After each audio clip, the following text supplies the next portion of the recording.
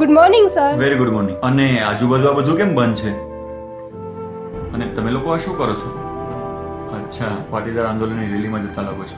આપણે તો જવું જ પડે ને, પાટીદાર છીએ. અરે ભાઈ, આવા ગળે પટ્ટા બાંધીને રેલીઓ કાઢવાથી કોઈ પબ્લિકને ફાયદો નથી થવાનો. આનાથી તો ફક્ત ને ફક્ત રાજકારણીઓને ફાયદો થાય છે. ભાઈ, આ સમય આપણો અને આપણા પાટીદાર સમાજના ફાયદાનો છે. અરે યાર, આપણે આખા સમાજનું નથી વિચારવાનું. આપણે તો આપણું ઘર કેવી રીતે ચાલે એ વિચારો. જો ભાઈ, આ પાટીદાર અનામત રેલી કોઈ એક વ્યક્તિ કે કોઈ પરિવારની નથી. ભવિષ્યમાં આપણા અને અન્ય સમાજોના ઘર સારી રીતે ચાલી શકે ને એના માટે છે. જો ભાઈ, તમારે લોકોને જવું હોય તો જાઓ, પણ તમારા જેવા 2-5 થી કોઈ ફરક નથી પડવાનો.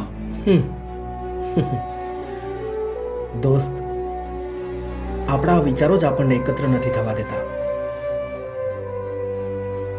ટીપે ટીપે સરોવર ભરાય, કહેવત સાંભળી છે ને? જો આપણા દરેક ઘર દીઠ 1 કે 2 વ્યક્તિ આ રેલીમાં જોડાશે ને, તો આપણી આ પાટીદાર અનામત રેલીની વિશાળતા એવી હશે કે ઇતિહાસ રચાઈ જશે.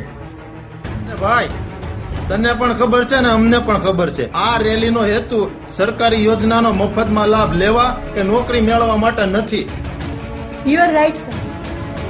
અમારા સમાજે પણ અનામત રેલી કરેલી, જેની પાછળનો ઉદ્દેશ એ જ હતો જે પાટીદાર સમાજનો છે. ને ભાઈ, તારા બાળકોના શ્રેષ્ઠ પરિણામ હોવા છતાં એને એડમિશન ન મળે તો તારા અને તારા પરિવારની શું દશા થશે એનો વિચાર કર્યો છે તે? દોસ્ત, આ રેલીમાં કોઈ રાજકારણ નથી. આપણા રાજકીય નેતા અને આપણા સમાજના અગ્રણીઓ આપણી આવતી પેઢીના ઉજ્જવળ ભવિષ્ય માટે આ બધું કરી રહ્યા છે.